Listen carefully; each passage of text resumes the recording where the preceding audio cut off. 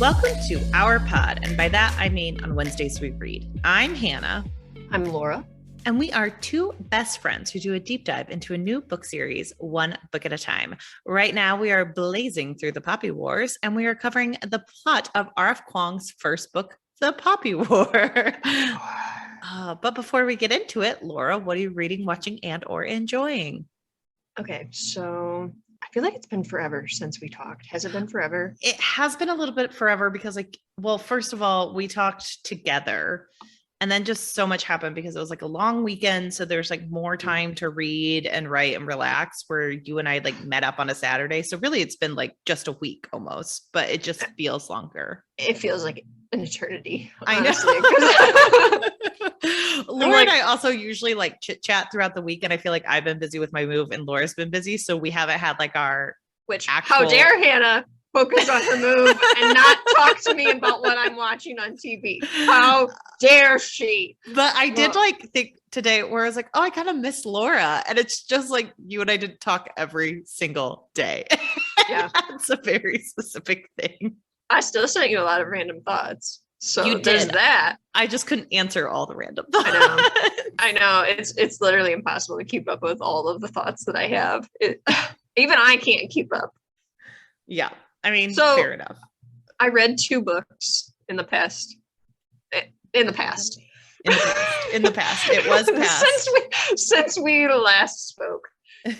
So here we are together in the present. So. We are here now in the present, what will soon be the past for our listeners.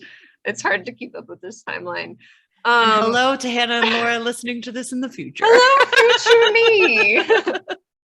future me. Hope you're doing well.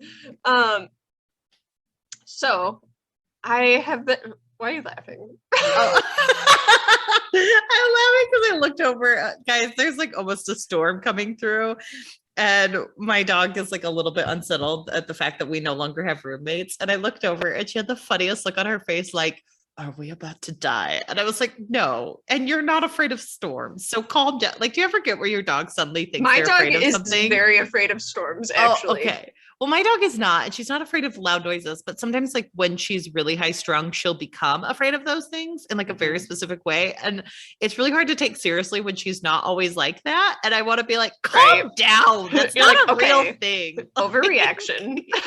You're just upset. Go back to sleep. So I am sorry. I did not mean to your laugh overreaction. Tell me what books you're reading. Okay, so I don't know why, but I go on these kicks where I'm like, I want to read a bunch of mythology, like Greek mythology retellings. You do. And I don't know what brings them on, but I always enjoy them. And the reason I know that I enjoy them is because I start researching when I'm reading these books. So I start like doing deep dives on Greek gods and goddesses to figure out like, okay, well, this is what happened in such and such, and this is what happened to this one, and this one was actually married to this one, and this one had children with these people. Oh my goodness. So there's been a lot of retellings recently, and I was really looking forward to this book, Ariadne by Jennifer Saint. And I don't know why people are trying so hard when they do these Greek retellings to like make them like, oh, they're all from the lens of a woman and they're feminist. And it's like, it's nearly impossible to do that. Just the way that Greek mythology works. Like Greek mythology has a lot of rape in it. I feel like you can't. Yes. And so like the way you can't 7 brides for 7 brothers, the rape of the Sabine women. Exactly.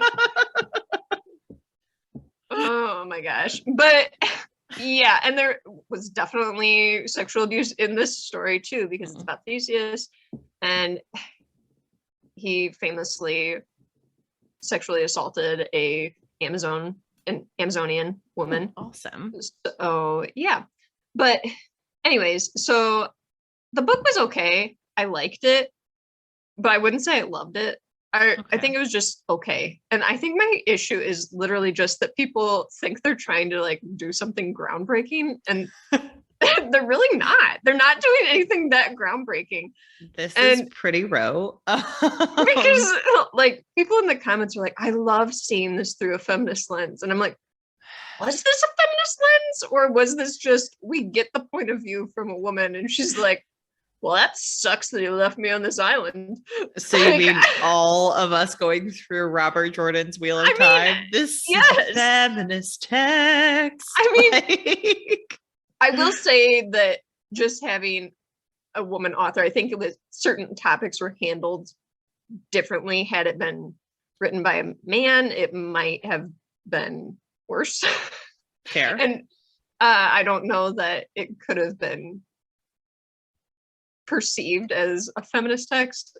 I don't know this is even what the author was going for. I think the author just likes Greek mythology and wants to write about interesting stories to them. But anyways, I felt like when I was reading, I like to read these Goodreads comments sometimes and be like, what are people thinking? Because the people that just rant and rave about certain books, and I'm like, it was just okay. I don't know what the huge deal was about this, but, and another thing too, maybe I'm like comparing this too closely to Madeline Miller, where Madeline Miller writes in such a way that it's like poetic and kind of dreamy like, and this author tried to do that a little bit, but it just wasn't the same.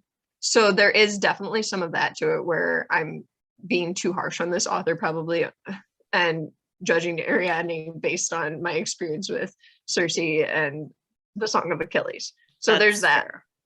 But I mean, but it was Madeline Miller is a great writer. So yeah, yeah. Jennifer Saint is a good writer too. I enjoyed the book, but I was just baffled by the comments on Goodreads where people are like, I loved reading this feminist view of a Greek story. I'm like, is it?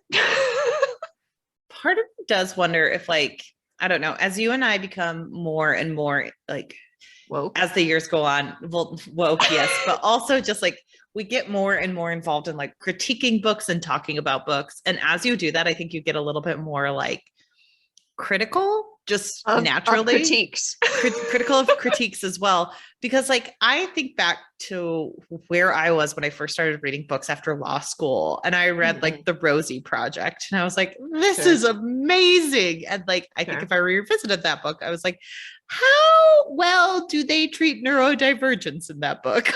Probably not. Probably not well. And I just remember like liking it. I like this book. Isn't it so fun? And so I do think there is a certain flair of like, as you become a little bit more critical of what you're reading in a very specific sphere, and as you want to grow through your reading, sometimes you read other people's reviews and you're like, really? And it's good for me to keep in mind, like maybe their reading journey just isn't where I'm at this moment. Yeah, I'm so woke. Yeah, I think that's what you're telling me. I didn't mean for it to turn into you being like, pat myself on the back. That's what I'm getting from this, is you're telling me that I am incredibly good at critiquing books. Wait until you have to start making blog posts with book reviews. Yeah. Yeah, but I don't know. I think it's more. No, it's a good book. Okay, it's a good book. I would say if you like Greek mythology, definitely worth a read. And it's one like I read it quickly. I was definitely like looking up minotaurs and stuff like that, and interested in good minotaur, all that. So I mean, definitely interesting. So I just didn't quite get the feminist text. I didn't quite get the feminist text of it all. that wasn't there for me, I guess. What was the other book you read? The other book I read, I loved it so much. I want you to read it. I want to read the other one and cover it on the podcast. I want to meet the author. I love this book, The Charm Offensive. Why did no one tell me how good it is? It's written by Alison Cochrane. They were worried about feminist texts. This is not a feminist text. This is an adorable romance, and I love it so much. Charlie and Dave deserve the world. I love those characters so much. It's a great book. I did a mix of audio and reading the ebook. Thank you, Scribd. And I cannot say enough good things about this. So it's kind of based, I'm not going to go too spoilery, but it's kind of based on The Bachelor, but it's a different TV show that Dave is a producer of, and he's kind of a handler for the contestants on the show. Okay. We'll just say it's The Bachelor because it's pretty much The Bachelor. Right. And then Charlie ends up being the Bachelor on the show. Ooh. And he's supposed to be finding love, but finds it in an unexpected place. And so he finds love. But anyways, he's supposed to be finding love, but he finds it in an unexpected place. So he finds love. I'm excellent at plot summaries. I'm trying not to. It's literally so easy to spoil this book. I mean, romances are inherently spoilable because guess what? The two characters you're mostly focusing on fall in love. That's usually. I mean, they're right on the cover. You can tell who it is.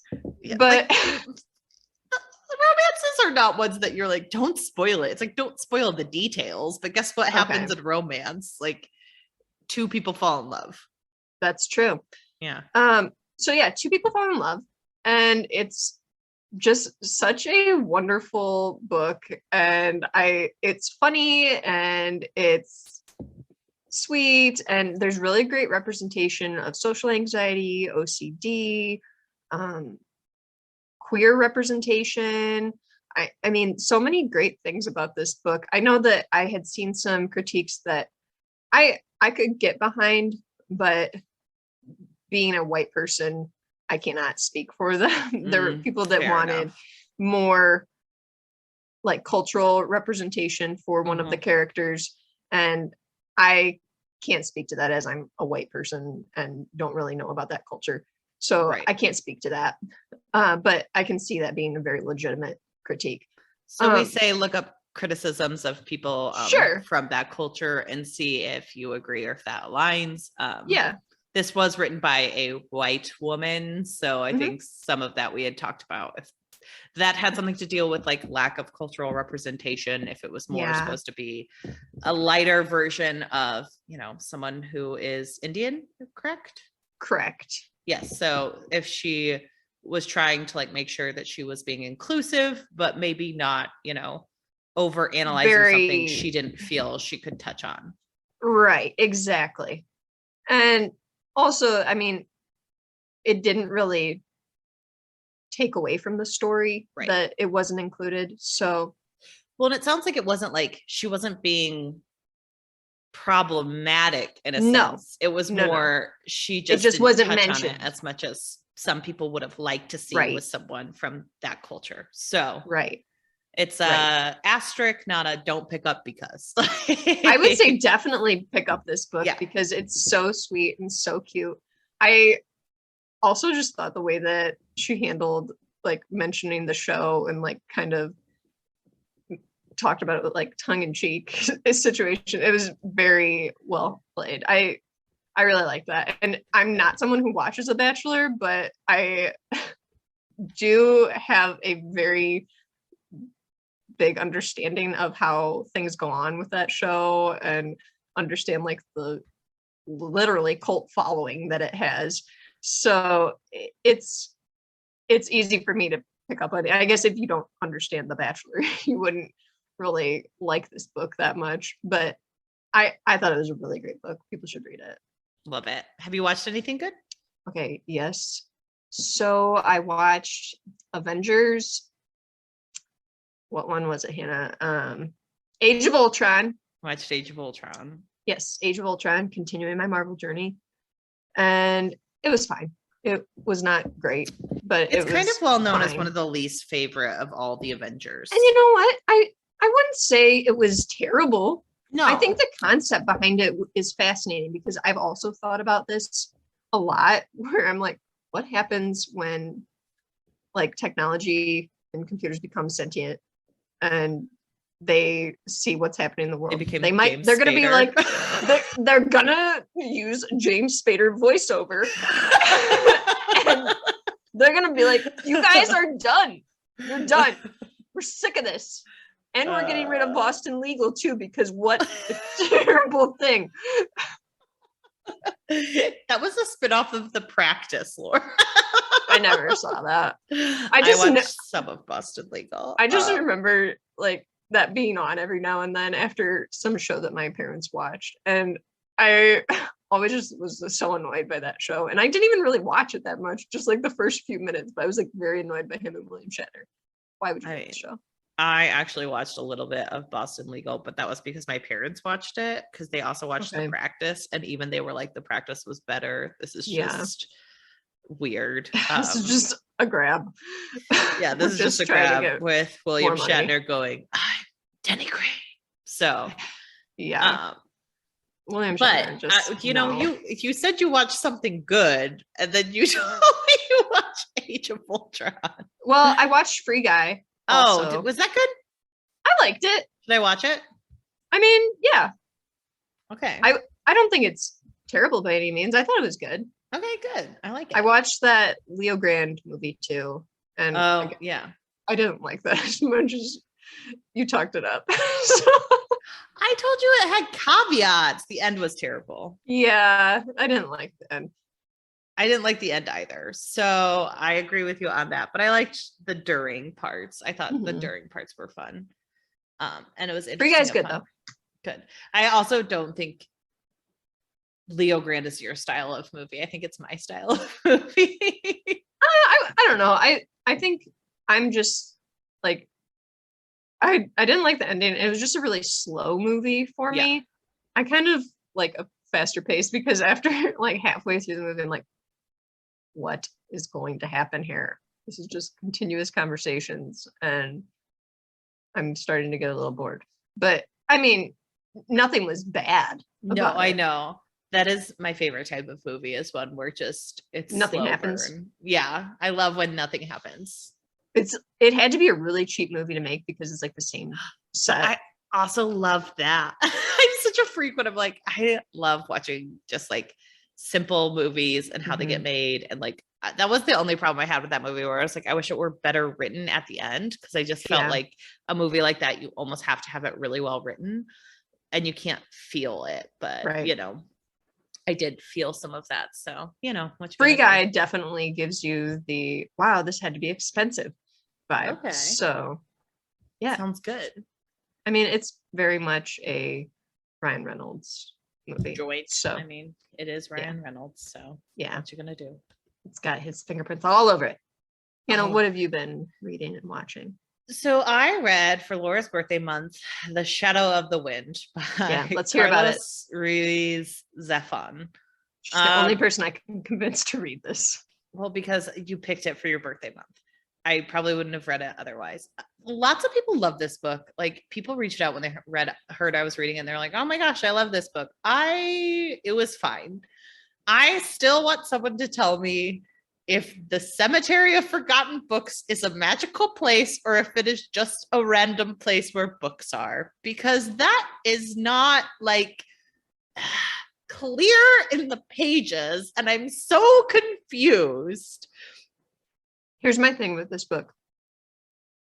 I'm sorry, I'm chewing. I'm also eating people. So here's my thing with this book.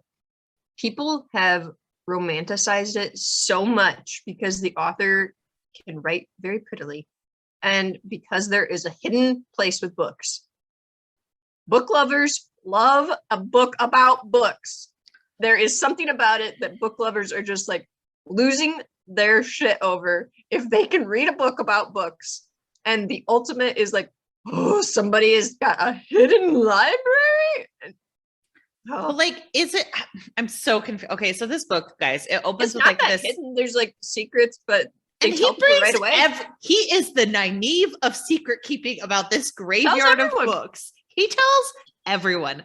Okay, so this book is about like a 10 or 11-year-old boy who, like, the day he realizes he cannot remember his mother's face after she passes away, his dad takes him to this place called the Cemetery of Forgotten Books, or whatever it's called. And he's like, pick out a book, because like these are all the books ever, according to the book. These are all the books ever of like forgotten books where like you take one and then the author is imprinted on your soul. Is that actually what happens? I don't know, because then all of a sudden there's a guy who's trying to destroy the book that the kid holds. And if he can destroy it, nothing else happens. The book gets destroyed. I'm so confused at the purpose of this plot. And like, why did we get the Cemetery of Forgotten Books if the entire plot was about mysterious man trying to hunt down this other book? Like, he could have just found his dad. Clearly not forgotten if he's specifically tracking down these books by this author.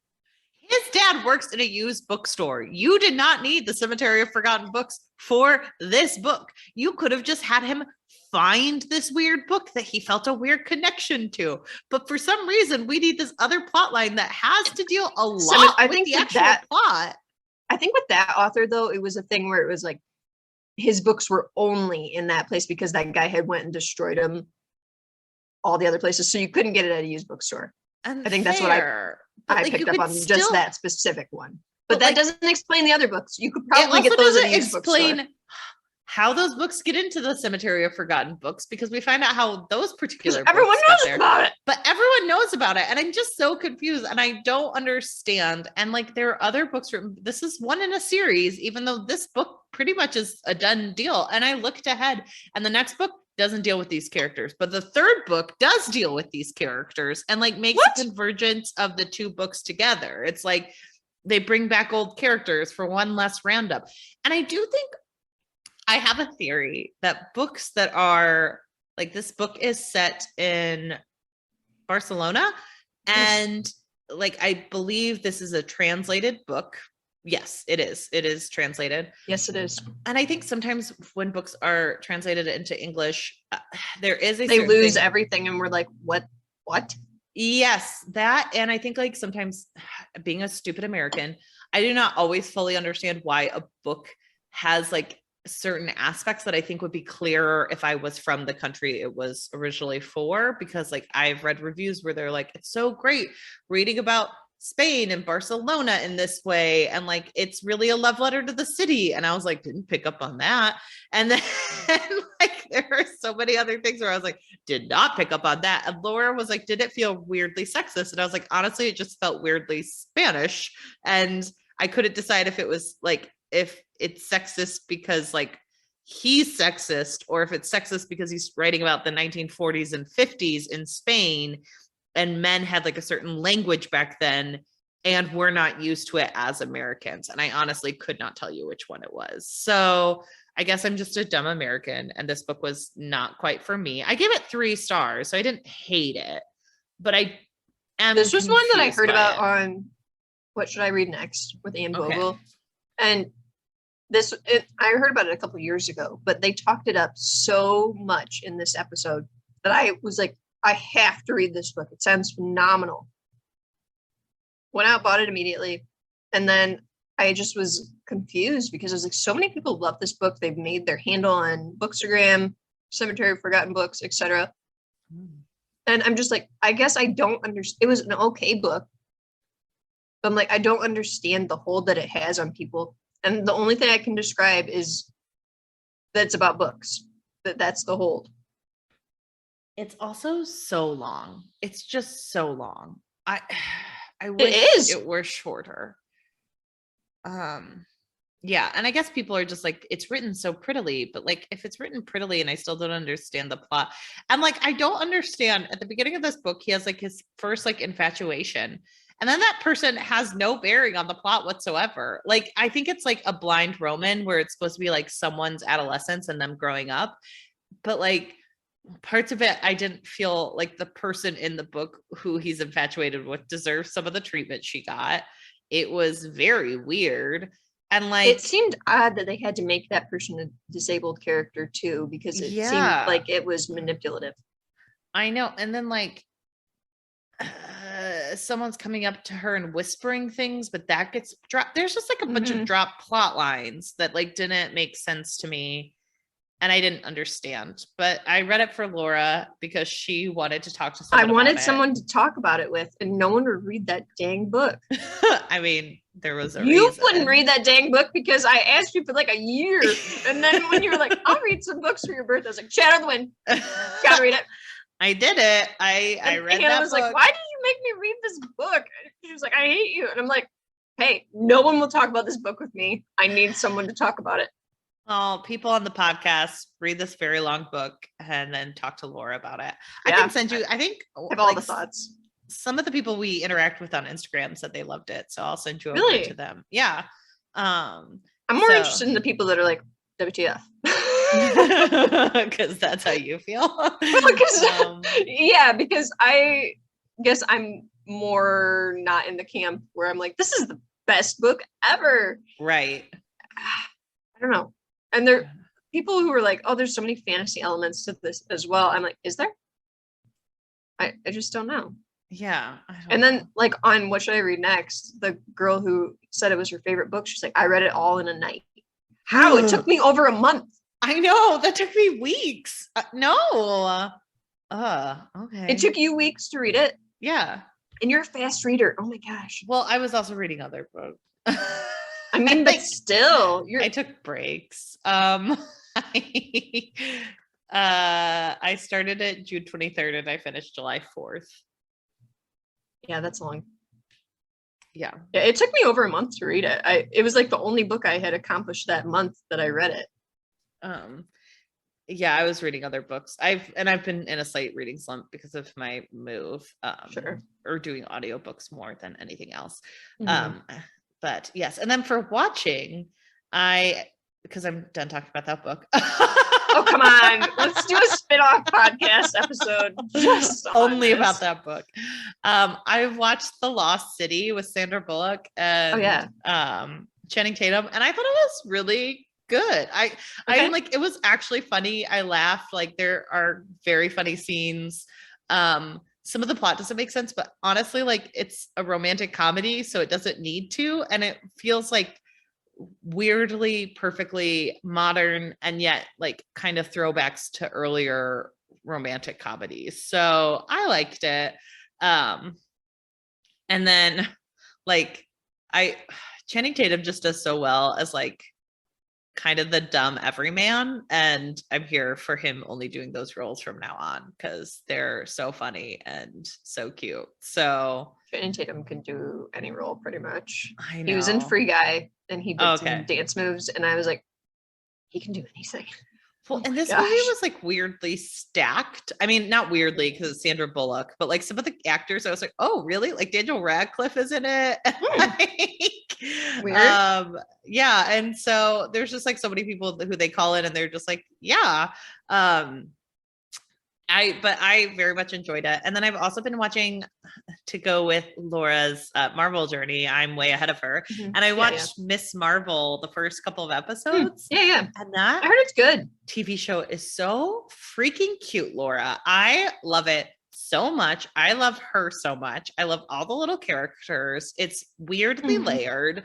And like, I was so amazed by like, because she is a Muslim Pakistani girl, and like, it is about like, it teaches you history on like Pakistan and India and everything in between, and her family and their culture and like everything growing up.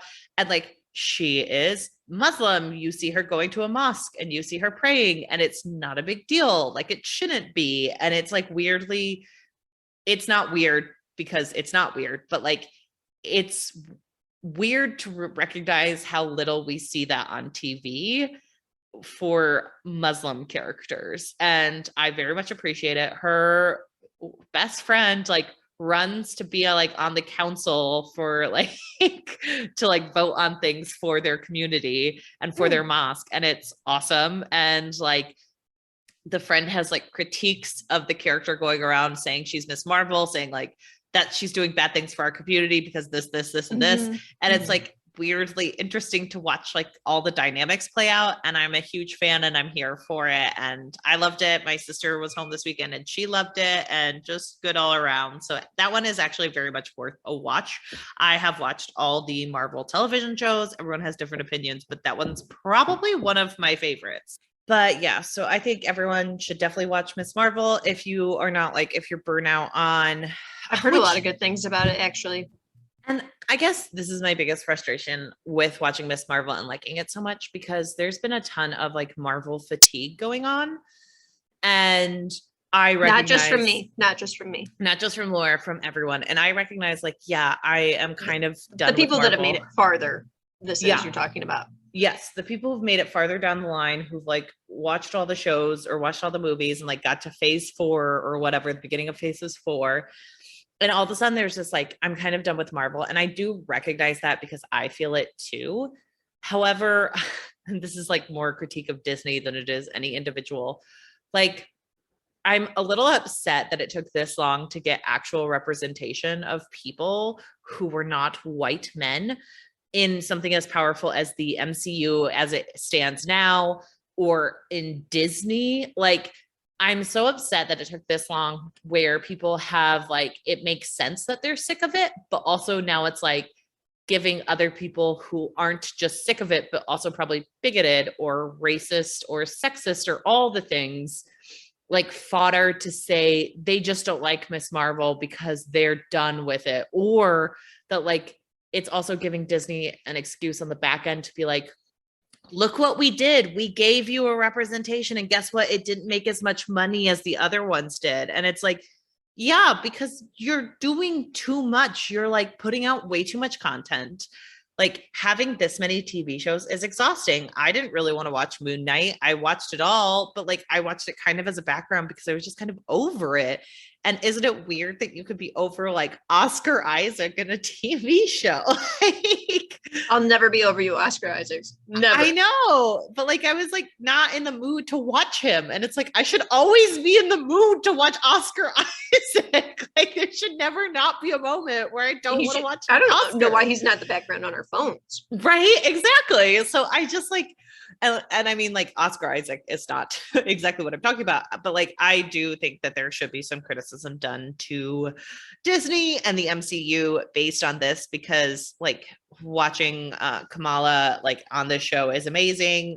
Like, that is the character's name, not the actress's name. But like, I think it's just it's kind of sickening that like it took this long, and now we have like, if it doesn't make as much money, it's used as an excuse for why they can't do something like this, instead of saying like, hey, we took too long to get here and we could probably make it as successful earlier on. So and you and I have had several conversations about Marvel recently, just because I recently watched that Avengers movie. And I think I'm coming at it more from a lens of, I think I would probably really enjoy the newer content that they're putting out. And I'm very like kind of over the older stuff that I'm watching, because I'm like, not a big fan of some of these jokes that they have, not a big fan of how it's constantly always like Iron Man being snarky in a mean, you are allowed to skip these, way. Right? Like, you don't No, I want to watch all of them. I know, but like, you can watch some of the more recent ones and have fun with it. Like, I don't think you're, I think it'll make me enjoy them even more though when I get to the end. But I think it's interesting to hear your standpoint, where you're like, I'm starting to kind of get fatigued with the number of shows and content that they've put out, but I'm a little upset that they didn't make some cool stuff like this earlier. And then I'm coming at it now from a standpoint, I'm like, how could they make these shows? I know people like them. Well, like, I need to get to that Ms. Marvel show. You do need to get to the Ms. Marvel show. I think I wasn't even a beginning Marvel fan. Like, I watched the animated X-Men. I would not say you're a hardcore Marvel fan. No, by any means. I watched them all, but like Thor: Love and Thunder came out and I'm like, oh, I want to watch it, and I'm going to avoid spoilers. But like, that annoys me, because apparently like there was a huge thing making the rounds that Natalie Portman, they were like, how gay is Thor: Love and Thunder? Because they're really hoping to like have queer representation. And Natalie Portman was like, so gay. And then apparently it's just not. Like, the film isn't. It's like, it hints that like gay people exist. Why would you say that?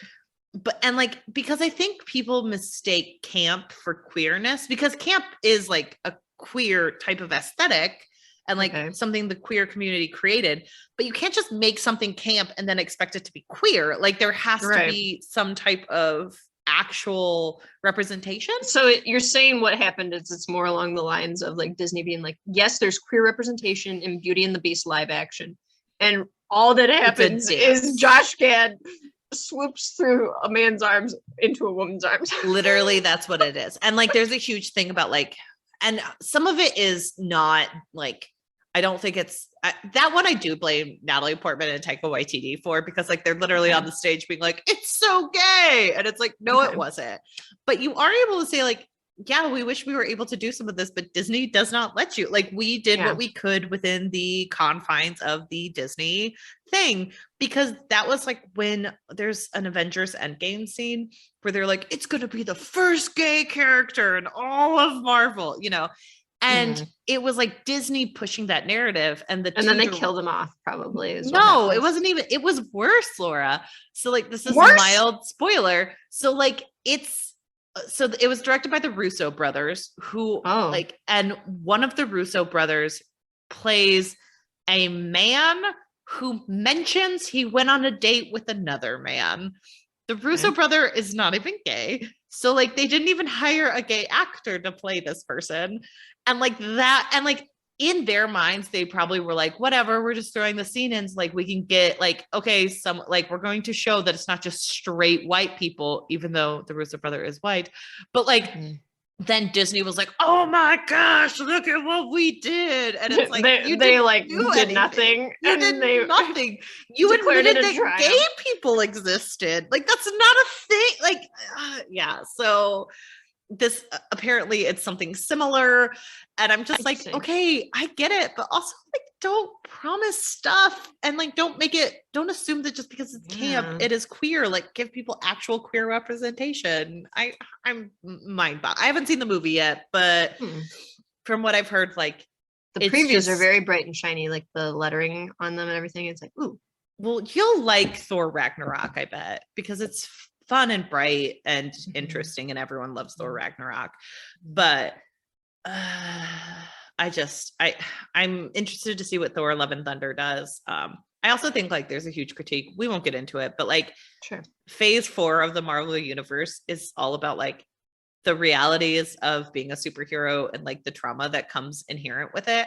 And I'm like, oh cool, so the first like 16 movies were about like white men making their own problems and then having to deal with the repercussions of their own problems. Yeah. And then we get to like people of color finally being in these movies, and they have to deal with like outside trauma. Like, they don't get to create their own issues. It has to deal with like family and institutionalized trauma and all the intricacies that are involved. And it's like, I understand that is often the people's experience, but like, really? Yeah. It's just interesting. Yeah, it's interesting. If you want a really good queer love story, go and read The Charm Offensive. Yes, do not recommend Thor Love and Thunder to be your end all be all for queer representation. Charm Offensive, 5 stars. Offensive. Okay, with that, should we dive into the Poppy War? Yes. Okay, so we left off with part 2. And in part 2, we suddenly meet a brand new character named, I forgot to look up his name. Tyr, right? Tyr. He is the Cike commander, and he is kind of watching a Federation's ship called the Emperor Rohai ship. It's named after the Emperor. It's very blatant. He's trying to see what the Federation is up to. We also learn through like his flashbacks that he is a master in the Cike force. He was kind of raised to be able to commune with the gods, and he has mastered himself, and he has accepted his goddess in him, which is something he tried to do for years. He had to go into underground tunnels, and he notes that many died during such a shamanic try. But he was born for it. He also has like this memory of going to Chulu Korik and immuring his master in the mountain where he was sleeping but not dead. The master relinquished his god to Tyr, and he notes that the boy sent from the academy would have been a good person to continue that torch. But alas, the boy has his own god, and the gods are selfish. I think this concept of I don't fully understand the concept of the gods in this, and I don't understand like I haven't looked into what it's based on that much. Right. But I think this is fascinating how the gods are like like that was mentioned, that the gods are selfish and how they kind of like take in certain shamans and want to keep them to themselves.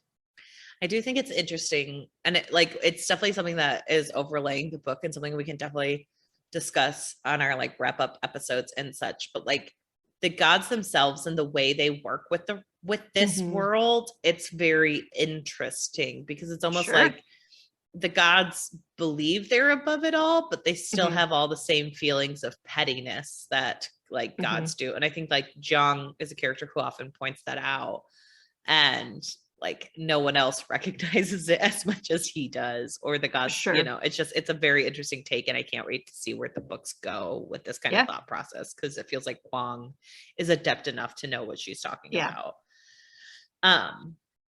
Then all of a sudden we see Empress Su Daji on the ship, and Tyr is shocked. He somehow like he sees her, she sees him, and she like somehow consumes him with like a psycho-spiritual assault. He can't believe what she's doing, and he's like, we fought for you, and she's like, yes, and you guys were all fools. And then he dies. It's noted that the death of the shaman is always felt, and it kind of flashes to saying like everyone feels it. It flashes to all the people who feel it, and then it notes that Alton is talking to a white-haired seer who tells him 3 things. There has been a hexagram, there is a new enemy they love, and Tyr is lost. Then we flash over to say the gatekeeper feels it, who is lingering but not dead, ensconced and immortal but not immortal himself. Wonder who that could be. And then it says Rin also feels it, and the phoenix tells her it is soon time for his power, and she will ignore the warnings and fall for his embrace. We know that there is a battle going on between the Federation and the Nikarans, and they move around with the Nikaran soldiers, and the Federation is moving towards Sinigard. Sinigard is preparing for battle, but mostly that consists of assisting bureaucrats get out of the city. Kitai and Rin are loading teapots for a man, and Kitai ruins all the teapots because he's like, you are an asshole. People are about to die. I love this because he's just like, who cares about these stupid teapots? Oh my gosh, get out of here. Get out of here, you stupid. They're still preparing. Rin is uncomfortable as they wait around. Jima thinks they can win. Kitai asks what the Federation wants, and Rin thinks that they just live on a tiny island and want Nikon, and it doesn't matter regardless of what they want. The Sinigard has the classes stop. The masters have to go fight. Urja goes to the reserve forces, and Ro and her apprentices to the hospital, and Jima throughout the city. Zhang also puts a stop to Rin's lesson. She asks why they don't call the gods, and he says that it comes at a terrible price, saying that the hinterlands only use them for guidance, enlightenment, etc. She asked what the point of lore is, and he says it's about balance and always has been. She asked about the phoenix since it came to the Spirales, and if she could wield it, and he says no, it would consume her. The fire killed the Spirales, and it only spells death, which she points out is what war is. So there's a lot of machinations of like what it means to fight and what it means to wield power. Rin feels like she's going insane with worry, fear, and anxiety, and Zhang says he would protect her from that. The Federation comes openly at them.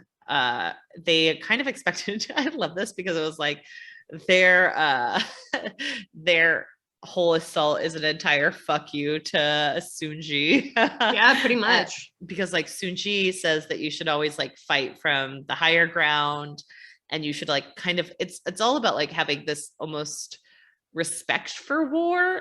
And the Federation is like, no, we're literally at war. It does not matter. There's no rules here. Like, we're fighting for our emperors, where we want to kill you. We're not going to give you 2 more weeks to prepare. We're going to come from the lower ground and fight. They're at the southern wall. There are too many Federation soldiers, and Kitai keeps saying that they will win. She notes she stole some poppy seeds from the garden to help her if she needed to commune with the gods and try to use them to help her fight, even though Jiang told her not to. Kitai helped like build these traps to like try to kill some of the soldiers using logs that like roll down to hit the invaders, but they keep coming with their assault. Bryn notes the realities of war and how people keep dying. She kills her first soldier and she's kind of like horrified by it. Yeah. Then she kills a second one and she notes it feels much like the first and it's not any easier and she wishes it were. She considers the seeds, but she's too afraid of dying while she goes into the realm of the gods. She sees a distress call from the East Gate and they go to the East Gate and it is a slaughter zone compared to where they are. She runs into Neja, who comes in to help her fight, and they feel like they're connecting as they fight because they're fighting like as a two duo. halves of the same coin. Oh my god, he just got a little sick. I don't like that. You've never heard that said before? I have heard it said. I just didn't like it with these two people particularly. I just feel like Neja gets forgiven in this second part for things. Too much credit. He's given him way too much credit. And it's just like, yeah, you can tell extremely early on where this is going. And I was just like, why him? I was kind of hoping you were wrong, but you always pick up on the romances that I'm like, I'm just going to ignore the things. I don't know why I always pick up on these romances. I just have wishful thinking where I'm like, maybe it's not going to happen. But maybe that's what it is. I trust no one and I'm often pessimistic. So I'm like, of course. And I'm like, I don't want this to happen. So anyway, they're fighting. They're two halves of the same coin. And then so they're like back to back. The Federation general comes after them. They are about to die when Jiang comes in. The general notes that he is alive after all. And Jiang is like, do I know you? He starts chanting in a language and the general screams that he was sealed, but it doesn't work. Bryn sees the silhouettes of beasts similar to the puppet show she saw, the three-headed lion, the nine-tailed vixen, a massive serpent. Jiang tells Rin and Neja to run. She notes the gods won't be controlled by Jiang. He releases them and the east wall suddenly comes down. Rin comes to. Neja is bleeding against her. That part made me laugh because it was like he's literally like up against her. And I'm like, why are they touching? Do they have to be? It's just so specific. She tries to get them up. Then she sees the general making his way out and he comes after them. She's like, I should have fought him before he got up, but I didn't. And then Neja is stabbed twice by the general, who doesn't want any Nikata witchcraft. She asks the Phoenix to come to her. She sees the woman first and she's like, get out of the way. I need to talk to the person in charge. She asks for the manager and she does get the Phoenix. It promises to give her the strength to topple empires, burn enemies, and more. She has to give it everything and she agrees. The general sees the Phoenix coming and says he killed it and that he watched them burn. And she said, not me. And she feels, and Rin feels the fire keep burning until Rin has, her lips are dry, cracked, and then bleeding. Then she sees the Empress is there who holds her face and says she watched her burn/die, but she says she is not dead. Then she feels coolness come through her as the fire inside her dies after she took down the general. Then it kind of goes, we see that like Rin is getting drugged so that she like doesn't really know what's going on. She is put under Enro's supervision and she keeps hearing like random things. They're saying she is another Alton. They say Tyr can take her, but he is coming from the Night Castle and they can't keep sedating her for long. So then she wakes up and she starts screaming and like promising to pee on people, and she's like, I want to talk to someone now. And then she's like, unfortunately they sent me Master Jun, who says that it's necessary to keep her in holding because they don't want her to harm anyone. She has allowed visitors now, and she finds out that Robin was killed, which hurt Nyang. Katai is like comes to her a lot and she keeps grilling him for information. She killed the general and then the Empress arrived and the battle went into their favor.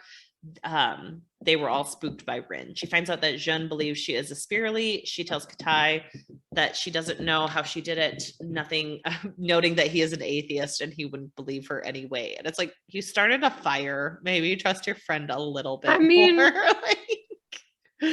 The way that they can be like, yeah, we totally have all these shamans and utilize them, but then also they're like, but we're atheists. I'm like, atheists. I know. I also just you're like how it's witnessing like, these things happen. I do think it's something where it's like, if you were atheist, or you're like anti-God, you're going to be like, I don't think they're gods. They're just like an internal power that I'm seeing, like people rationalize. I feel like I'm getting more of an agnostic vibe from the characters than atheists, even though they're kind of basically just keep saying we're atheist. I'm just like, I know. I think you're agnostic. I think you're agnostic. And it's also really weird to be like, I can start fires with my mind. And but then my just friend be like, cannot believe that I commune with a higher like, no, they will never believe that because and they're again, atheist. Like, if you were able to conjure fire and you were like, God told me I could, I think I might have some follow-up questions.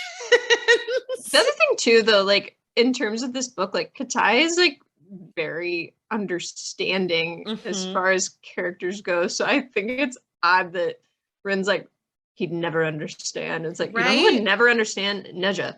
Like, right. I know. It's very interesting. I know. So I don't understand. She doesn't give Katai enough credit. She does not see Katai. She like open your eyes, turn around. Every now and then I get a little bit lonely and you're never coming around.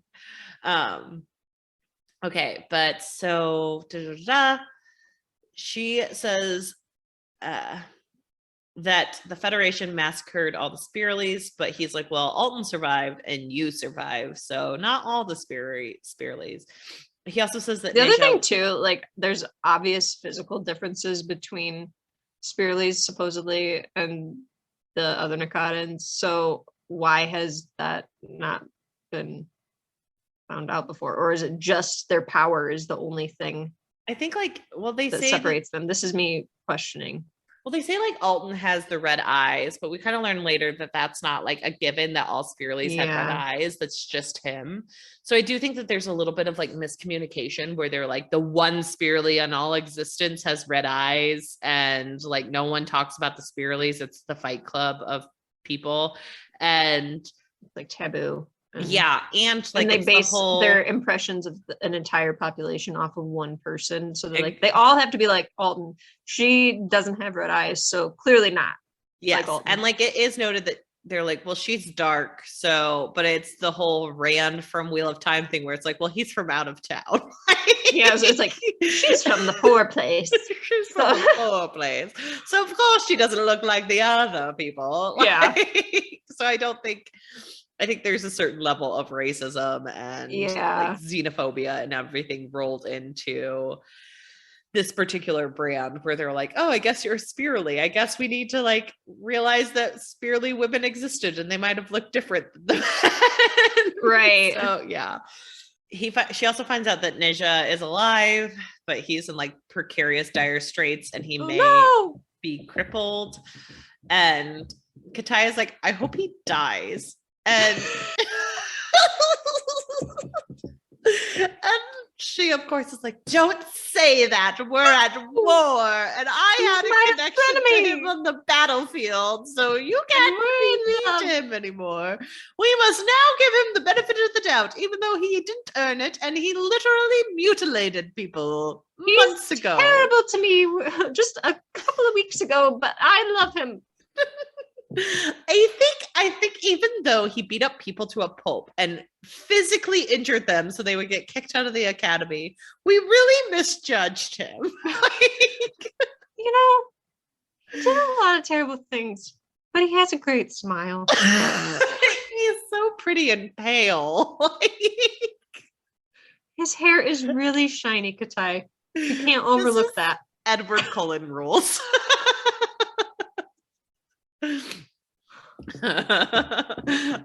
But anyway, so then they have to liquidate the academy because they're all at war. Zhang was gone. He's presumed dead. Katai leaves with the second division like he always wanted. Urja comes to see her. He knows that he knows about the gods. He said that they came to a decision and they bring in her new commander, and it is Alton. She said she didn't realize she was a Spiraly. She's going to work with the Cike. He says that they are shaman, but there are two who don't mess with the gods. And one is about a munitions expert and one is a physician. Tyr had the most training, but he is no longer there, and he grew up with a sect of monks that worship the goddess of darkness. Others are like her, where they didn't realize how powerful she was. They come from all over. They are assassins, and they work all the time because war never stops. She has to pack up. War never takes a day off. They're about to head to the Tiger province, to Curtaline. Am I saying that correctly? Yep. Okay. That's how they say it in the audiobook. Perfect. And they're going to establish an initial front. The warlords are still infighting because they can't unite under the Dragon Emperor, and Curtaline is the perfect sitting duck, so they're headed there because that's what makes sense. And then it's like it cuts, and all of a sudden she's like traveling with him and just training all the time. Yeah. And he works with a trident. Rick killed the man Which is with a cool. trident. I saw that. You might want to lay low for a while. Killed a guy. How'd you get a grenade? I don't know. Alton says she reacts from fear because he's fighting her with a trident and not from controlling the fight. She has to let the Phoenix in to help her fight. She doesn't tell him that she is scared or that she's nervous because of what Jiang told her.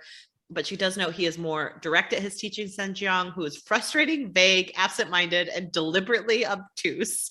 Which their interactions are fantastic between Alton and Rin, because the directions that they are coming from with how they feel about Jiang and then how they feel about her abilities are fascinating to me, because he sees Jiang as someone that's like, he is just kind of losing it and doesn't really know what direction to go with anything.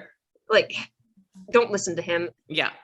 Listen to me. I'm practiced and I know what I'm telling you, and you need to do this, this, and this, and quit being so afraid.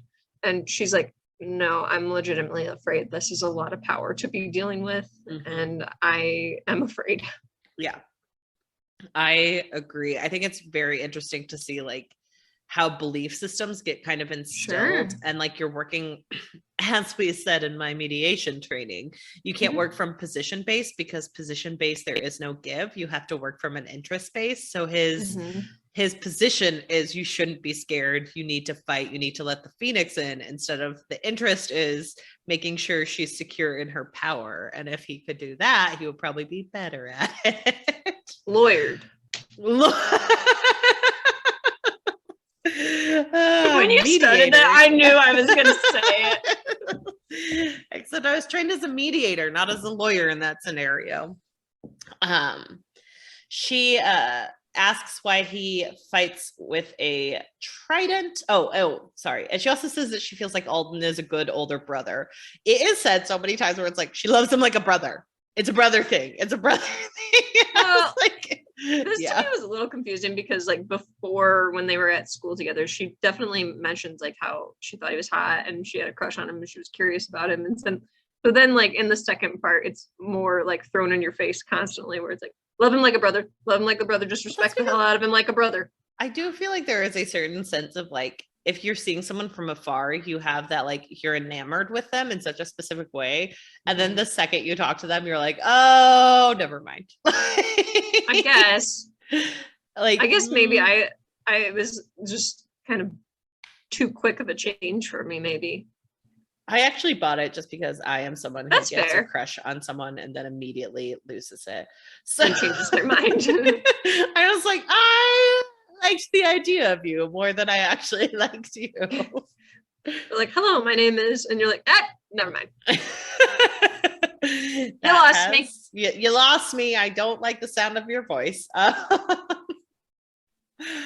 Oh, flashbacks to men I liked in undergrad.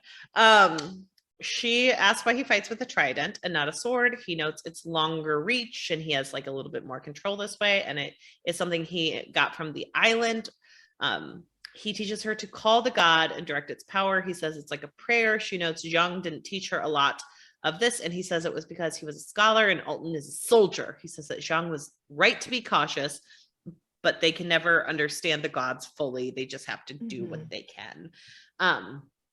She sees an ocean for the first time. They talk about Spear and what Alton remembers and how beautiful it was, and she doesn't know how he survived. She meets with Officer Yunjin and a woman named Kara. She has a twin, and her brother is Unijin. Unijin. Oh, Unijin, is that it? That's how they say it in the audiobook. Yunjin. Okay. Unijin. She meets with Officer Unijin and a woman named Kara. She is a twin, and her brother is out and about. And they are hinterlanders. She sees Curtaline and how it is like crammed with people who need help. She says in normal times it would likely be a louder, dirtier version of Sinagar, but people are stuck there because they cannot leave. They do not have the opportunity. It's not easy to leave a place where you have work and home and everything. Jun comes up to them, and he has a boy with an eye patch saying that he keeps stealing from the 5th Division. And the boy is like, I didn't know I was stealing from the 5th Division. And they're like, you didn't know you were blowing up a building last week. I love Ramza. I know. We find out his name is Ramza. He is part of the Cike, and the 5th hates him because he blew up the building. Well, one of the 5th were inside, and he's like, I didn't know they were inside. He's like a genius, though. Yeah. He's so fun. He's so funny. He's like, it was an accident. Oh my gosh, calm down. Well, and then he also makes a good point, too, at another point where he's like, aren't we all on the same side? Why can't I have some of your stuff? Yeah, he was like, I didn't steal from your tent. It's just food. It's all our food. Yeah. And we found out that Kara's brother is Alton's lieutenant, and that Kara and Rin have the women's barracks to themselves because they don't share with other soldiers. They're kind of like kept out of the way of the Cike. She has to get rid of all of her old uniforms and her lore badge because they need them for like bandages, and she has to wear like all black as one of the Cike. And she kind of like wants to hold on to the lore piece because it's like a piece of her, and she has an attachment to it. And Kara's like, we are at war. Stop getting sentimental. That needs to be used. She's like, we don't care about any of that. Yeah. Like, and she's like, if you care about Sinagar, you're only going to hold yourself back because we're already people who like are seen as outcasts, and you being part of lore won't help that, and you're just being really limited in your views. So she goes out and she meets the other people of the Cike. She meets Enki, the physician. He has access to lots of opium. People are trying to get it from him, and he's like, no, I manage this is mine to give to people. We also meet Baji, who fights with a rake and looks like a mercenary. He summons the god of pigs, and he's just like, yeah, I fight like a boar. I love him. Which would be so scary because like wild boars are terrifying. That's what I thought, but I love it when he was like, well, yeah, it's the god of pigs, and he's like, well, I fight like a boar, and I'm like, that is more terrifying than god of pigs. They are all young, and they're called the Bizarre Children because every team needs a nickname.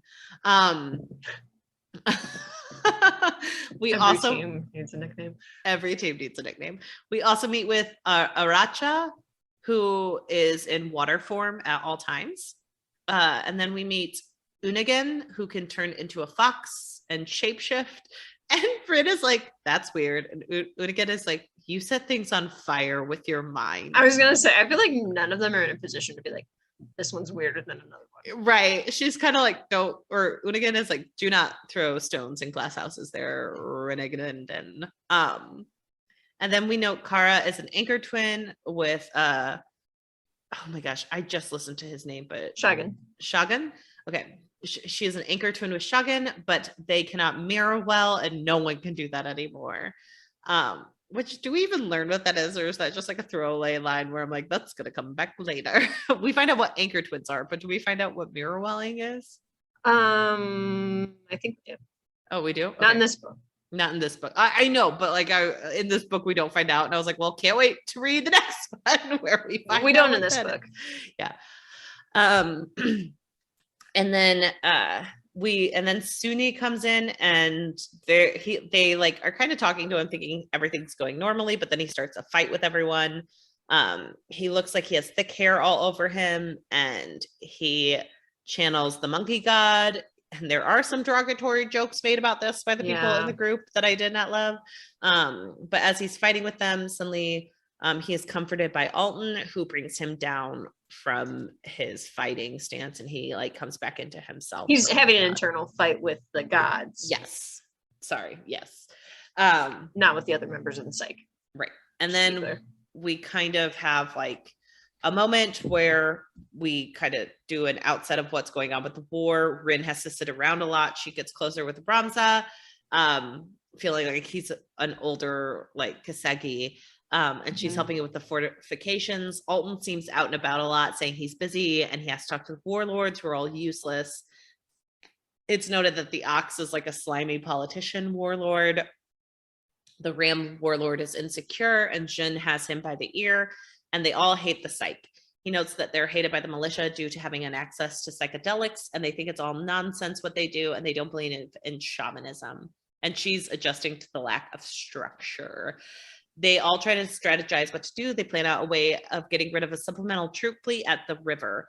Aracha can lead a fleet into the line of fire that Alton has prepared. Then they will have Ramza set off a bomb that Alton and Rin would set fire to in the marshland. Kara sends, so they all like set up for this thing. They think it's going to work. Kara sends her eagle to let them know when to hit. It works, but Rin is unable to make things burn, and she can't seem to call the god. And a soldier almost gets to her and is killed by Alton. But it's noted that the soldier is very young, and that kind of messes with Rin's head. Alton is fighting brilliantly. She doesn't understand how Spearleys could have ever been massacred when they are this good at fighting. He is able to burn the men to death like crabs in the water, which was very specific. Yes, and graphic. Suni and Baji are amazing fighters. They defeat the Federation, and the captain is praying as they come up to him saying like, I kill in the name of my emperor, I fight for my emperor. And she can't really hear what he's saying, but she sees like what's going on. And Alton kills him, also very graphically, and all the ships go back out to sea after Aracha's power gives out. They get on some of the boats that Kara and Unigan tied up. They joke about having two Spearleys, and they're like, maybe you two should procreate, what everyone wants to hear.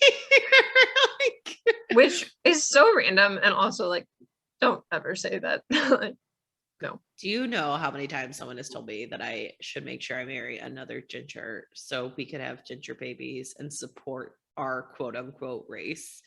And that's coming from just having red hair as a white person. So I cannot imagine how gross it feels to have people say crap like that about your nationality. So yeah. Awesome. She shuts it down quick though, because she's like, yeah, it's not possible because so I got rid of any I had a hysterectomy, so that's not happening. That's not happening. And then they're all like, oh. Like, oh.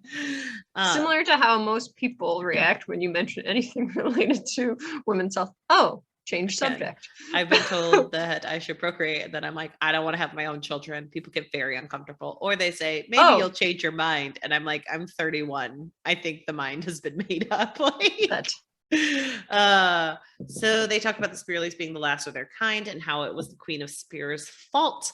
The old love story that we heard about previously is brought up again, and they say that's just propaganda modeled after the myth of Han Ping. Because the story is better than the truth, that she could have called the Phoenix, but she didn't want to pay the price it would have taken to stop the Spearley from being annexed. Then Rin goes to talk to Alton, saying he's like, how are you doing? And she's like, scared and a little high. And that she's scared of the cost of using her power. He said that you have to be able to control it. She's worried she won't be able to stop. And he knows that Zhang never taught her to call a god, and that she is able to control the candle inside her, that he never stops with the candle burning inside him, which caused me to make a joke to Laura that she did not appreciate that Alton is Hulk. How do you stop the candle from going out? The candle's always burning. The reason I don't like it is because the Hulk makes no sense to me. It's just funny. It's like sometimes they just like point him in a direction and he like goes and like Hulk smash. And then other times they're like, we have no control over this guy. And he is literally destroying a really good section of town and a really good section of the world. Innocent people are dying because he's just smashing stuff up. And then other times he's like in Hulk form and he's like, they're like, hey buddy, could you go do such and such? And he's like, sure, and goes and does it. Like, what the heck? This reminds me of Zoe, or is it Zoe? No, not Zoe, but Ted from How I Met Your Mother when he's engaged to that girl. She's like, how do they all know what the bear's saying? And they're saying, that's a good idea, bear. Like, yeah. But anyway, after the victory, the ox and the ram come to Alton's side. They celebrate and Alton gets some credibility, but Jean doesn't congratulate him. He hates that there was so much cruelty in the way Alton fought. And he says that he is making the soldiers desperate that he left there to starve.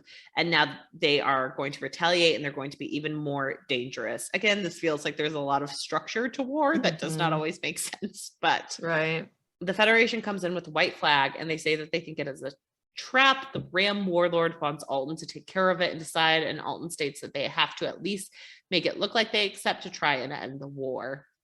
They bring in carts of what they say is sugar and salt. Alton makes the delegate taste the sugar and he does it. And then he says to keep it out of the mess hall and distribute it in the small town square to everyone. And Rin kind of realizes that Alton does this to make sure everyone gets a share and to make sure the townspeople do not revolt and that like the warlords don't try to fight over. And also like the warlords making Alton decide is like a classic move because then either way that it goes, they look good because if something bad happens, it was Alton's fault. Yes. If something good happens, it's like, we told him that he could make the decision because we trust him. Exactly. They go into the delegation. The Federation wants them to settle and for the Nikodans to surrender to the Federation. He knows that the Nikodans don't have the supplies, they don't have the people, etc. And the Federation has been preparing for 2 decades for this war. And all they did was push them off by a few weeks. When Alton refuses to surrender, Ramza runs in saying that what they had in their carts wasn't salt, it's saltpeter. And all of a sudden, there is an explosion. The Ox warlord then decapitates the delegate right away, even though Alton's like, no, stop. And yeah, everything kind of goes to hell in a handbasket. Because hostages are valuable, but whatever. Okay. Rin is barely able to hear, but she sees devastation all around her. They try to look for the survivors, and it's terrible carnage. Then the soldiers start talking. They note that there was no attack because they played the long game, starving them out, etc. However, civilians are used to this by now. They're used to like this devastation and destruction. Rin starts helping a girl who says that they should have left. And Rin is like, well, then why didn't you? Even though before she recognizes why people couldn't leave. Right. And the girl is like, we didn't have anywhere to go. And it's like, Rin, you knew about this, but okay. So 600 are dead, 1,000 are wounded, and there are 50 division soldiers who were harmed. The warlords sit on their hands about this. They're chatting about whether to attack or strike back. But when they go to talk to Alton, he is indisposed, and Kara comes out and she smells like smoke. Baji and Unagin seem to know what's going on. And they're like, oh, is it like that? And Kara is like, no, it's way worse. The next day, the Federation takes the dogs and cats from civilian camps near the fishing area. They're like, give us all that and we will see you guys out safely. We won't harm you civilians. And instead of respecting this, they set fire to the dogs and cats and send them back into the civilian camp, making thousands homeless. So the Federation is just going hard. Right. Everyone blames the bizarre children. Alton keeps working, but it is noted that there are limited numbers of assassins. They try to do hit and run attacks. They try to hit warehouses. Alton wants to strike at them with the gods, but Bashi notes that they are all tired and they are not going to be able to do what Alton wants. They're still trying to work. Rin is being held back by her fear. Warfare gets worse. Civilians are spying on each other and being murdered. There's vigilante justice going on. Alton is constantly smelling of smoke, foreshadowing, and people arrive and they think it may be a trap, but oh god, but Rin sees a familiar face in the crowd. And it is Nesha, and it's every now and then and I need you now tonight. Turn around, bright eyes. Every now and then I fall apart. I'm always gonna think of that song now. The bright eyes. Okay. And I hate it because it's like all of a sudden she saw a beautiful face in the crowd, and I'm like, God damn it, Rin! Like, come on. There's got to be some other pretty people. You have to have met one other pretty person. But anyway, Neja comes in with the 7th Division, and Rin starts hanging out with him because she's like, I was desperate for friends. And he no longer has a stick up his ass, and he's no longer like harming people for his own ego. Don't trust him. She says that he is a welcome relief to Alton, who's under a lot of stress. He seems to think her infantry are freaks. Again, he's the worst, Rin. Yep. But she's like, they're fine. And Enki comes in and thinks Neja is a shaman, but she says he isn't. And Enki is like, didn't he heal suspiciously fast? And doesn't he wear the dragon insignia? And she's like, yeah, but that doesn't mean anything. And I'm like, well, can't wait to find out what that means. Alton critiques her spending so much time with Neja, saying he is spying. She says that they are all part of the same army, but Alton states that everyone is the enemy. He also is frustrated she won't use the fire, and she needs his approval, and she craves that. And right now, she is being useless. He also slaps her during this time. Or no, he doesn't slap her. He like grabs her so hard that he leaves bruises on her. And Rin runs out crying. And Neja sees that she has been physically harmed by Alton, and he's horrified. Like, what? Did Alton do that? What? I love you. I would never hurt you, except the time I almost killed you. I would never do that. And he's like, how? Never grab your wrist. I would just like shred you apart. How dare he hurt you? And she's like, you can't even talk about this because you made fun of me and you almost killed me. And like, your kind words are nothing to me now. And he's like, you like, treated me badly too. And it's like, not in the same way, my guy. You said like, I'm rich. Oh my God. You belittled me and kicked me in the gonads when I threatened you and like told you we needed to be in a fight and belittled your fighting skills. And you just didn't have any respect for me, even though I hadn't earned your respect. And then he apologizes. He states that he saved her life and asks if they're square. And she's like, no, you almost got me expelled. And then you almost killed me. And he's like, well, I was afraid and I lashed out. Come on. And she's like, well, I can't talk to you anymore. And he's like, okay, fine, I'll leave you alone. Smile once and all is forgiven. Oh, God. That night, something attacks the downtown. People are running. They're like so afraid. And they believe it's a Shime. And they're like, it's a Shime. Shime, isn't it? I thought in the audiobook it said. I can't remember. Shime might be right. But they say that is a beast that tears the faces off of corpses, which is terrifying. And then she's like, I'm going to take care of it. And Alton is like, I don't think you're powerful enough to do that. And she's like, no, I must prove myself. And I'm like, this seems like a bad plot device. Like, I definitely read about these. I'll take somebody with me who's also got the same level of experience. Right? I was just like, no, take someone who has better experience, Rin. Come on. You have one job and it's to stay alive. But Neja agrees to go with her after Jun and Sis. They go to find it. And she's like, yeah, so by the way, this is a monster that can shapeshift. And it isn't talked about much anymore. And Neja, you've never heard of it, but you are definitely capable of coming into this fight with me right now. And so they run in and they find this little girl and she's like, I'm here with my brother or sister. I can't remember which. Mm-hmm. And they're like, okay, we're going to help you. And then she's like, okay, but can we help find my sister? And they're like, I thought you were here with your brother. And she's like, oh yeah. And then we find out she's a Shime. They fight it. There are many issues. It turns out it turns into Kiseki and Rin like freezes because she wants to save him. And then it turns into Alton. And she is able to burn Alton with the torch, but she feels kind of guilty about it. Like, I feel bad, but she does kill it without using her power.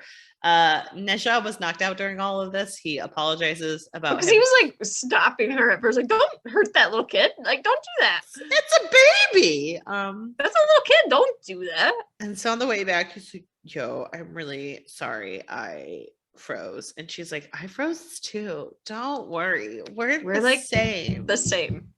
And then he's like, I'm so sorry. I was like real awful. Sorry, I almost killed you.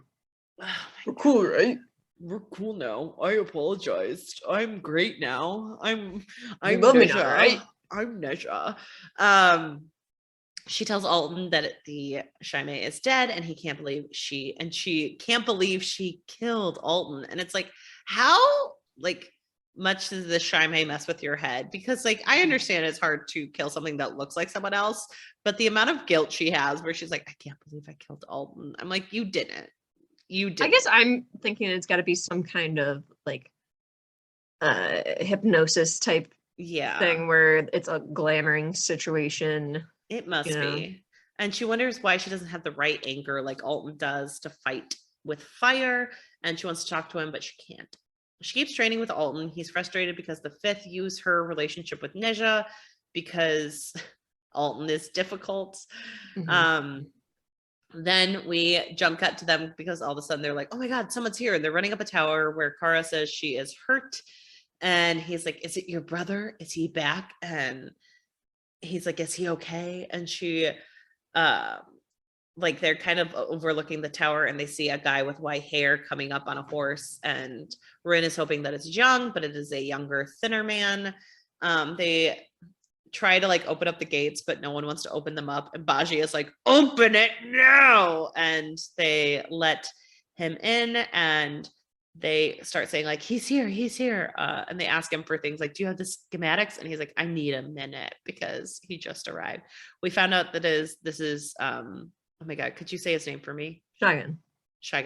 We find out that this is Shaigan Suren, Kara's brother. They're anchor twins. So if one is hurt, the other feels it. That's what anchor twin is. He travels around a lot for Alton. He meets with Rin and she learns about Alton through him. Like Alton is very scared and he's just kind of making this up as he goes along, which is like, come on, Rin, you're making this up as you go along. Don't think he's like this powerful being, but Rin's definitely a character where she thinks like, this is only happening to me. I know.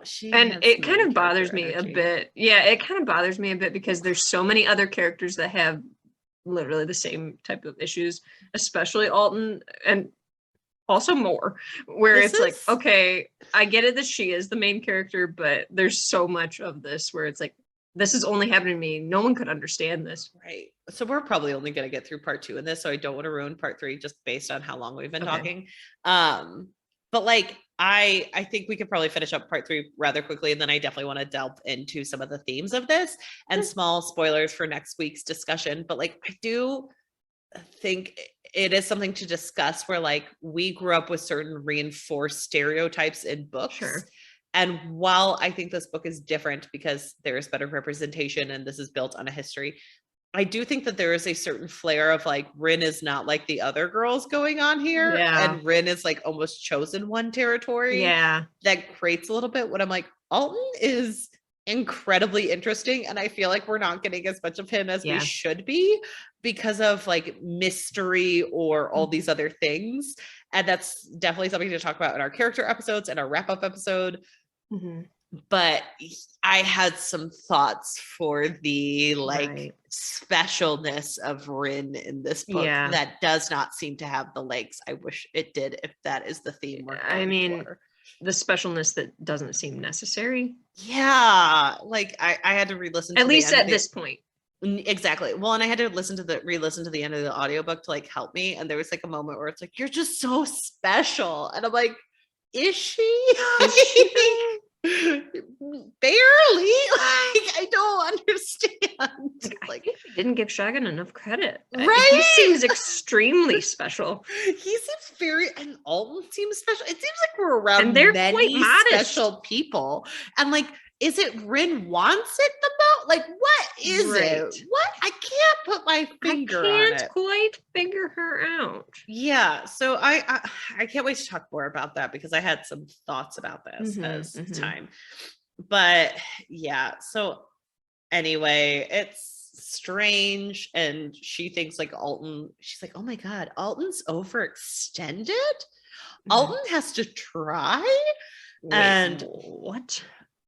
Shagan, or could you say his name? Shagan. I'm so sorry. Okay. Shagan tells her that he doesn't think that they're meant to hold Curtaline and they should move on. He says it's time for Rin to obey and not question so much. She talks to Neja about Shagan.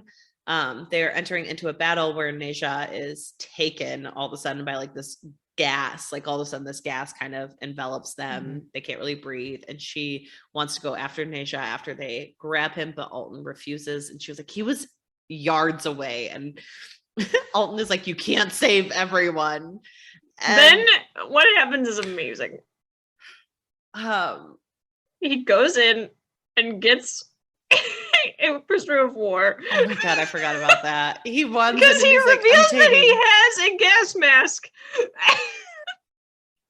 And Rin is like, you could have saved Neja. And he's like, I need a prisoner of war. I didn't need Neja. I forgot about that, and I did not write that down, but I'm so glad you remembered that.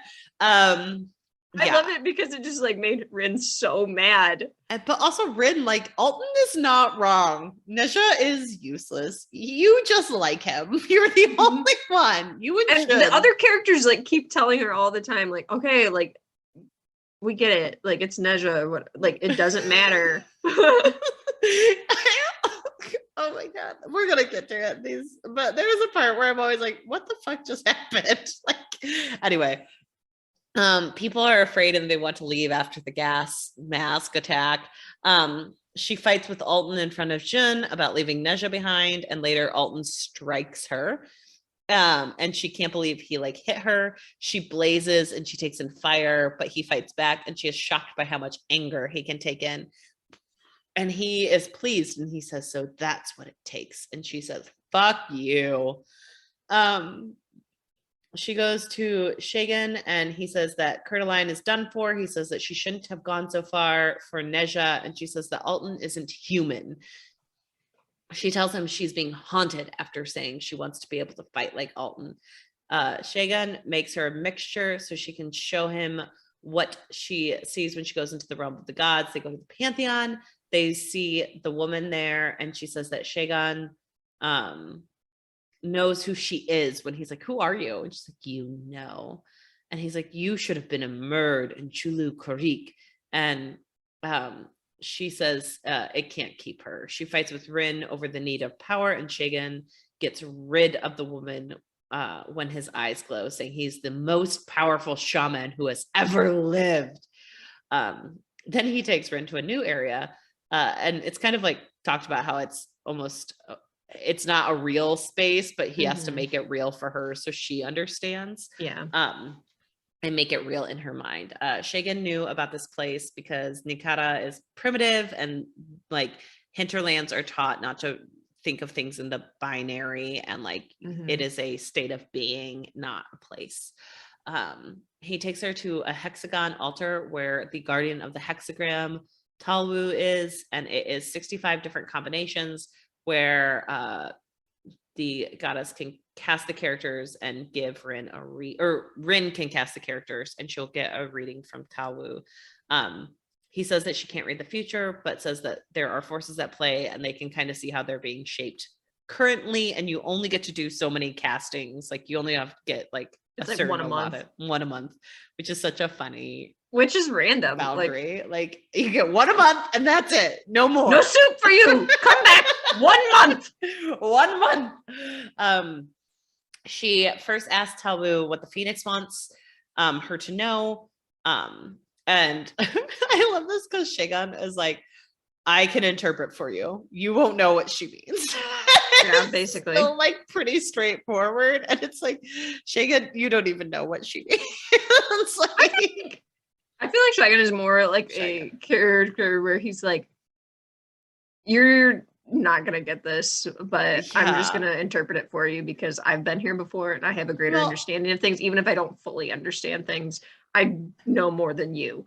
So don't be trying to jump in on my territory, kind of. Well, it's also like Shagan has been like around for a while, and he's like one of the most powerful people, and he just keeps getting like shafted by these spearly people who come in and they're like, but we make fire. Because of the situation, like he could have been the commander when Tyr died, and then they were like, no, Shagan's weird, people won't trust him, and so we'll make Alton the leader because he went to this military school and was a champ there. And so then Shagan's like, hey, meet this pretty girl over here that I like. or not pretty girl, but like it's this very specific thing of like, oh, now I have Rin. Sorry, Shigen. Yeah. You have to take another step down. Like, even though you're assistant commander, like, I know. So anyway, he's like, I must interpret, you go lower. She throws the character, and there is a first line undivided saying that one is ready to move, but there are footprints running crisscross. Second is divided, and it's saying a subject ascends to the sun. There will be a supreme good fortune, but whose fortune is it? And then the third line is divided, saying that the end of the day has come with a net around the sun, showing misfortune. Shigen worries about the net. The first line is undivided, abrupt with fire, with death, rejected by all, burning like dying. He says it's clear, but doesn't say what that means. And then the fifth line is divided, subject with tears flowing, groaning in sorrow. There is a reading that's saying the leader abandons the people, begins the campaign, decapitating enemies, liberation and death, misfortune and victory. But Talwu does not answer what the Phoenix or the woman questions for Rin, which is all Rin wanted to know. And then Shigen is like, we have to go get Alton. They go and they tell him that she got a reading and that they must go to Mugen for a victory. Alton questions the POW that he caught. And he's like, did you guys want to take us here? And he's like, no one wants this place. It's a crap hole. And he says like it was always Mugen territory, and Alton ends up burning the soldier until he tells them that they want Golan Nice, and it was always about Golan Nice. Golan Nice. They want a Golan Nice. It was always about Golan Nice. They have many more fleets headed there, and their war capital will burn. He kills the prisoner and says that they will go. They head by boat to Golan Nice, and Rin asks Shigen. She asked why Shigen isn't the leader, and they say it was Alton when they came back, and Shigen tried to fight for the position, and he lost like everyone does to Alton. They all of a sudden see floating bodies in the water, and they get off the boat and run to Golan Nice, and they find a city of corpses. Nothing is there. Rin is even attacked by a dog and bitten because like it's just so taken over. It's like disgusting because there's just, they massacred people basically and just like set dogs on everyone. And it's dogs are just like gone wild on corpses. It's disgusting. And it's very horrifying, and it's very graphic in its descriptions.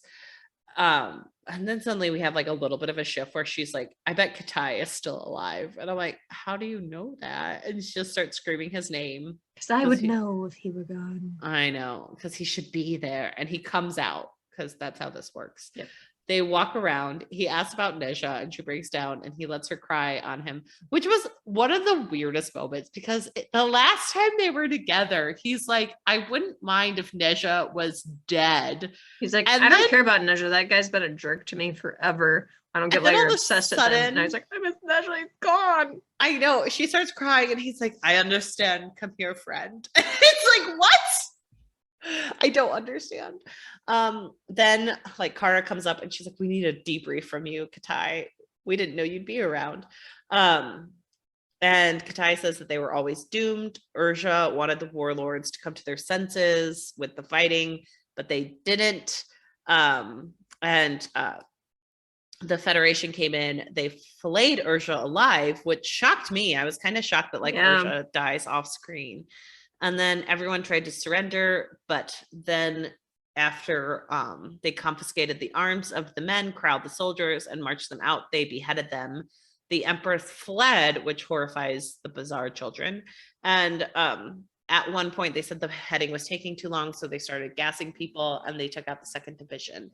Katai says that they don't think of themselves as people, but a unit, the Federation. And he states that there's no way to understand them. They stay trying to get people out, and they start burning the corpses. And then Rin runs into Venka again, who was put into a relaxation house. And she talks about how they violated her, and she talks about the horrors of being there. We won't get into it. It's terrible. Rin apologizes, and Venka screams that she will not be pitied. And she makes Rin swear that she will kill them all. She goes to find Alton in all of this because she's pretty horrified. And she realizes that he is high on opium. I think I've run past part 2 actually, so we might as well finish. I think we have gone past part 2. That's my bad. Do we we're in want to part break 3, it up right? or Are we in part 3? we are in part 3, but only a couple chapters in. Okay, we can stop here. Okay. Right after she meets Venka. I think that is a good place for us to stop. That gives us time. We will be covering chapters 22 through 26 next week and doing maybe a little bit of the themes before we do a deep dive into the characters, or we do the characters or whatever we feel like. We'll let you know. This is Hannah and Laura trying to figure out what works best for us in this new season. And I do like that we kind of end on finding out that Alton has been getting high all along. Mm-hmm. So news flash. Or has he? Or has he? Or has he? So there's been a lot of discussions of smoke if he hasn't been. But yeah, so this was a good chapter. We barely got into chapter 3, so that's or part 3. And I'm enjoying our discussion so far. Yeah. So join us next week to finish up the book and continue the conversation of the Poppy War. Also, just wanted to shout out that Patchett on Twitter for some of his thoughts that he had on the Poppy War, because I tried to mention them earlier, mostly related to like why don't some of these characters believe in some of these things. So yeah, continue to shout us out with your thoughts, and we'll definitely try to talk about them on the pod. Exactly. Please shout us out, especially next week when we do like the final episode will be a lot less plot. These are pretty plot heavy. So we'll definitely get into some of people's reactions and make sure to send them to our pod on the social platforms. That's OWWR pod or ourpod@gmail.com. Please also remember to rate, review, and subscribe. Rating, reviewing, and subscribing is a great way to get people to find this podcast and talk and blaze through the Poppy War with us. So we hope you're enjoying this chat, and we'll see you next week. Bye. Bye.